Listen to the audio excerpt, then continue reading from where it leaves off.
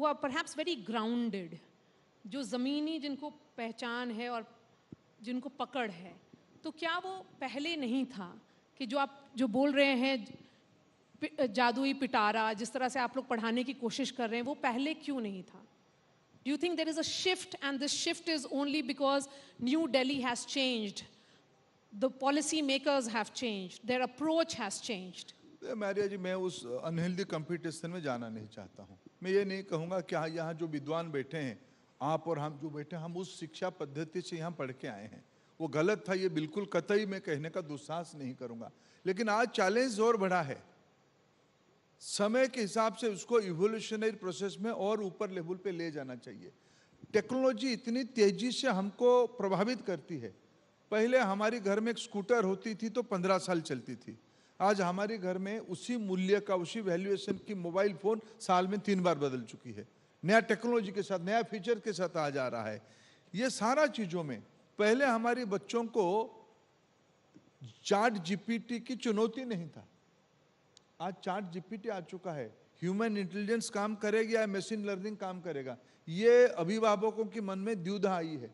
पहले आपके घर में बच्चों के सामने स्क्रीन टाइम की कोई चैलेंज नहीं था, मेंटल वेलनेस, मेंटल हेल्थ की कोई इशू नहीं था, आज इशू बना है। ये सारे के लिए जो नई अप्रोच चाहिए, 21st सेंचुरी ज्ञान की सदी होने वाला है, नॉलेज बेस्ड सेंचुरी होगा। और जिस सिविलाइजेशन के पास, जिस सोसाइटी के पास इनडेप्थ नॉलेज होगा, गहरा ज्ञान प्रभाव होगा, विरासत में जिनको बहुत संस्कार मिला होगा, जो दूर को देखने वाला शक्ति जिस समाज में होगा, वही समय को पकड़ सकता है। हमारी कन्विक्शन है, भारत उस सारे गुण की अधिकारी है। विश्व कल्याण के लिए हमारी शिक्षा व्यवस्था न केवल हमारी आवश्यकता को पूरा करेगी, दुनिया की ग्लोबल रिक्वायरमेंट को। हमारे भारत में इस बार वैक्सीन बना, सिर्फ भारत को सहायता नहीं किया, दुनिया को मदद किया। ये हमारी शिक्षा नीति की अभी की फाउंडेशनल रिक्वायरमेंट है। धर्मेंद्र जी, एक स्टेटिस्टिक्स है और ये रीसेंट रिपोर्ट आया है that 8 lakh students travel abroad for higher education every year and spend $28 billion, which is 1% of our GDP. Of this, $6 billion are fees that go to foreign universities. This is about 45,000 crore, which is adequate capital to start several institutions. What's the government thinking about it? Bharat सरकार अपनी मौजूदा institution में investment बढ़ा रहा है, उनको और autonomy दे के उनकी रेवेन्यू बढ़े, इसकी चिंता कर रही है। भारत में एक समय था एल्यूमिनी एंडाउमेंट की कल्पना नहीं थी। आज हमारी कई इंस्टीट्यूशंस में पुराने विद्यार्थी करोड़ों रुपया खर्चा करके अपने इंस्टीट्यूशन को बड़ा कर रहे हैं। स्टेट यूनिवर्सिटी अपनी प्रायोरिटी में अपने अपने स्टेट के पास हैं। प्राइवेट पॉलिसी रिफॉर्म करके हमने हमारी भारत की प्राइवेट सेक्टर को यूनिवर्सिटी में आने के लिए मौका दिया। इन दिनों में, पिछले दिनों में बहुत सारे ग्लोबल स्तर की इंस्टीट्यूशन भी हमारे वहाँ इमर्ज किया है। इससे ऊपर उठ के एनईपी ने कहा कि हमें हमारी स्टैंडर्ड्स को बढ़ाने के लिए, हमारी बच्चों को विशेष करके टेक्नोलॉजी में, स्टेम में, लीगल फ्रेमवर्क को इंटरनेशनल लेवल पे ले जाने के लिए, फिनेंशियल वर्ल्ड में अपने कैपेसिटी बढ़ाने के लिए फॉरेन यूनिवर्सिटी को इनवाइट करनी चाहिए। हमने पॉलिसी रिफॉर्म किया। भारत में पहली बार ऑस्ट्रेलिया की 2 यूनिवर्सिटी आके हमारी गिफ्ट सिटी में अपना कैंपस खोलने वाले हैं। अगले शिक्षा वर्ष में उनका पढ़ाई भी शुरू हो जाएगा। धीरे धीरे ये इकोसिस्टम बनेगी। भारत में 4 करोड़ हायर एजुकेशन के विद्यार्थी हैं और ये जीआर के 27% है। जीआर इसको आने वाले चंद सालों के अंदर उसको 50 करना है। More institution will be required, quality institution will be required, whether they will come from inside or they will come from outside. Our policy will have to facilitate quality institutions to our students. So, since you're talking about the ambitious institution of eminence, which was envisaged by your government in 2017, under which 20 institutions, 10 government and 10 private, were to be given sweeping autonomous powers. Why no MOUs have been signed? That's a question that is being asked. देखिए, पिछले जब NEP आए नहीं था, pre NEP era में rightly सरकार की leadership ने सोचा हमें थोड़ा रिफॉर्म भी करना चाहिए, कुछ संस्थाओं को हम ऑटोनॉमी देनी चाहिए। एक प्रोसेस रन थ्रू करवाया गया, कुछ लोग एप्लीकेंट बने, कुछ लोगों को सिलेक्शन करवाया गया, कुछ प्राइवेट यूनिवर्सिटी को इंस्टीट्यूट ऑफ एमिनेंस की स्टेटस दिया गया, उसकी भी अनुभव 3-4 साल का हो गया है, कुछ पब्लिक इंस्टीट्यूशंस को भी मान्यता दिया गया है। उस समय में तय किया गया था कि जिस पब्लिक इंस्टीट्यूशंस को मान्यता भी दिया जाएगा उनको फंडिंग भी दिया जाएगा। हमारा डीयू, आईआईटीज कुछ हैं, जेएनयू है, उनको फंडिंग किया जाएगा। पिछले 3 दिन में भारत के एक प्रमुख अखबार ने इस सारे का अनुभव लेके एक सीरीज छपाया है। मैं 2 विषय उसमें कहना चाहूँगा कि जिन प्राइवेट यूनिवर्सिटियों को ऑटोनॉमी दिया गया है उसकी अनुभव भी हमारे सामने है। हमने उस समय में क्या प्रोमिस किया था, हम कहाँ तक पहुँचे। इस बीच में हायर एजुकेशन कमीशन एक नया इंस्ट्रूमेंट हम लोगों की एजेंडा में है। नॉट ओनली फ्यू इंस्टीट्यूशंस, हमें कैसे पॉलिसी अनबंडल करके ऑटोनॉमी और ज़्यादा दिया जाए, उन इंस्टीट्यूशंस की कंसल्टेंसी, उस इंस्टीट्यूशंस की परामर्श भी हम लेते हैं। एक बड़ा फ्रेमवर्क हम बना रहे हैं regarding investment on government institution. जैसे हमने कहा कि हमने नॉट ओनली फ्यू इंस्टीट्यूशंस, हमने कैसे सारे इंस्टीट्यूशंस की फंडिंग बढ़े। पहले कॉरपोरेट फंडिंग ऑन R&D ये एक बहुत प्रायोरिटी की विषय नहीं था। आज ही सुबह कोई बड़ा इंडस्ट्री प्लेयर हमें मिलने आए थे, उन्होंने कहा कि हम लॉजिस्टिक की दुनिया में आर्टिफिशियल इंटेलिजेंस में एक एडवांस रिसर्च सेंटर बनाना चाहते हैं। मैंने कहा कि ये मेरे पास 25 इस स्टैंडर्ड के इंस्टीट्यूशन है, आप इसमें से इन्वेस्ट करो, आपको ही फायदा होगा। भारत की लॉजिस्टिक कॉस्ट महंगा है, अगर हम टेक्नोलॉजी के माध्यम से उसमें कुछ बचत कर पाएंगे ये सबके लिए फायदा होगा। मूल विषय है कि भारत की उद्योगों को, भारत की इंडस्ट्री को हमें मौका देना पड़ेगा एकेडेमिया में, एकेडमिक्स में इन्वेस्ट करने के लिए। ये इकोसिस्टम के लिए एक बड़ा पॉलिसी रिफॉर्म की आवश्यकता है। एनईपी उस प्रकार की बातों को रेकमेंड किया है। आप जो आईओई की बारे में बात का, आईओई को मानिए एक पायलट एक्सपेरिमेंट हुई थी, कुछ इसके अच्छे अनुभव आए, कुछ उसके अनुभव को अपग्रेड करने की आवश्यकता है। Since there are concerns and you talk about quality education, 41 Indian universities, 7 more than last time, have made it to QS World University Rankings 2023. But none of them figure in global top 150.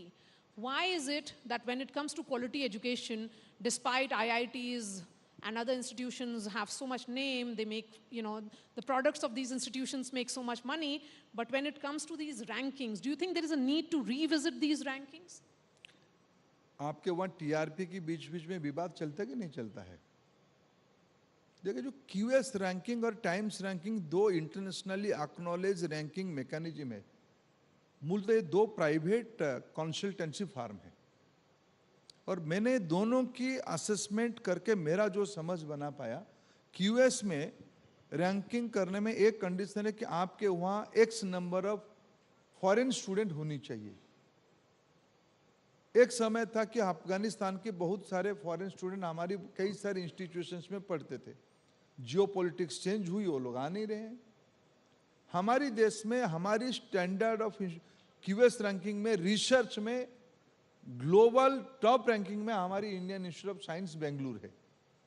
कुछ segment में हम पीछे इसलिए जाते हैं कि हमारे पास उस प्रकार की फैसिलिटी फॉर फॉरेन स्टूडेंट नहीं है।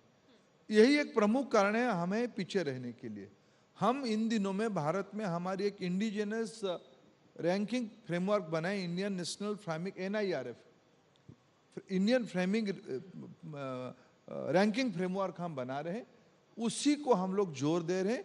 क्यूएस और टाइम्स दोनों अपने अपने जगह पे अच्छे हैं, लेकिन यही है, ये हमें नहीं मानते हैं। सर, उसकी क्वालिटी की थर्मामीटर वही एक होनी चाहिए, ये नहीं मानते हम। सर, NEP पे क्योंकि एक सवाल ये भी उठ रहा है, क्योंकि Tamil Nadu is one state which is constantly opposing a lot of ideas that have been proposed by the government of India.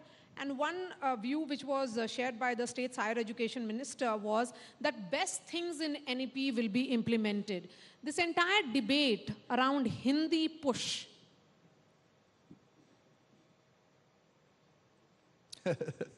देखो मारिया जी, मैंने शिक्षा ऐसा एक विषय है कि मैं उसमें विवाद खड़ा नहीं करना चाहता हूं। आप जबरदस्ती का विवाद लेके आ रहे हो, कोई विवाद नहीं है। 4-5 राज्यों की एक सियासी आपत्ति है।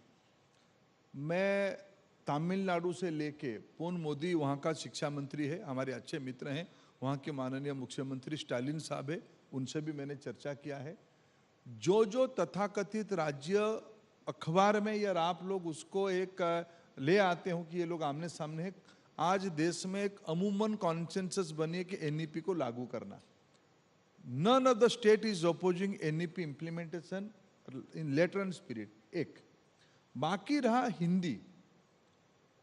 शायद आजाद भारत में पहला प्रधानमंत्री श्री नरेंद्र मोदी होंगे जिन्होंने कहा भारत में सभी भाषा राष्ट्रीय भाषा है।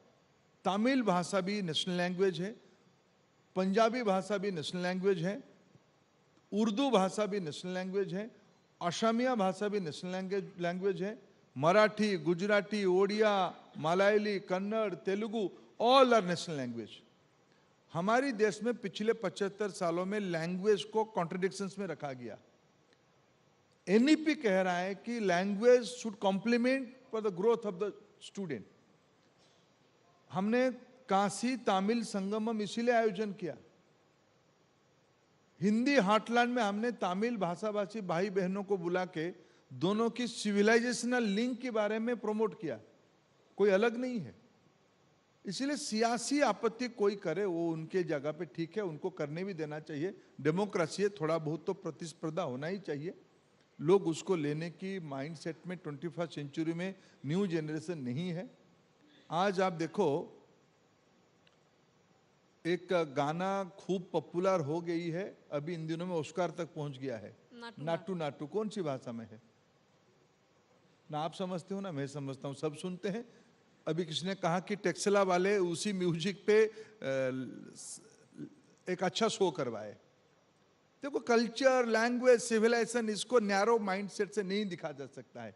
ये कई बार प्रमाणित किया है, इस बार भी ये नाटू नाटू उसकी एक बड़ा प्रमाण है। चलिए, क्योंकि आपने नाटू नाटू की बात की, just few rapid fire questions.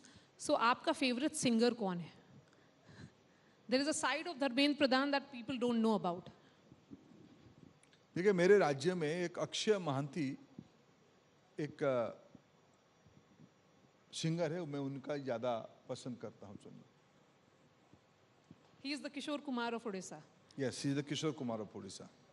Given your multiple commitments and your travel plans, कभी आप उड़ीसा में हैं, कभी कर्नाटका में, how much time do you get with your family? उनको ठीक रखने के लिए पूरा समय दे देता हूँ। And you know, who's your favorite actor and which is the last web series you watched? TV देखने का मौका मिलता है? हाँ, मैं नेटफ्लिक्स इन दिनों में अभ्यास किया है, अभी उसको भी देखता हूँ। और फेवरेट एक्टर तो हमारे जमाने में अमिताभ बच्चन ही है, हम उससे उतरे नहीं हैं अभी तक। प्रेजेंट जनरेशन में कोई नहीं पसंद है आपको? नहीं, सब पसंद है। ये जो पत्रकारों की एक लिमिटेशन है ना मारिया जी, आप हाँ या ना, अरे बीच में भी तो हो सकता है, अरे बीच में भी तो हो सकता है, रैपिड फायर में भी इन बिटवीन भी तो है ना। ये तो आपने बोला नेटफ्लिक्स का अभ्यास कर लिया आपने, तो उसमें कौन कौन से सीरीज देख ली? अजय सब चीज क्यों बुलवाते हो? उसका भी थोड़ा राज रहने दो। Last question, how far is the BJP from power in your home state of Orissa? देखिए आज भारत में मैंने कहा कि 2014 इज ए पॉलिटिकल हिस्ट्री में भारत में एक नई एरा शुरू हुई है। भारत की बड़े तबके की लोगों की, विशेष करके वंचित वर्गों की रोज विश्वास प्रधानमंत्री नरेंद्र मोदी पे बढ़ रहा है। और आज उड़ीसा में प्रधानमंत्री नरेंद्र मोदी की अप्रूवल रेटिंग 92% है। 8% कहाँ है सर? अभी छोड़ो, फिर मैं कहा कि सबको थोड़ा थोड़ा देना चाहिए. Mr. Pradhan, really appreciate your time. Please wait with us because Thank you. there are certain felicitations that you have to do, sir. Yes. Big round of applause for the Union Minister, Dharmendra Pradhan ji, please.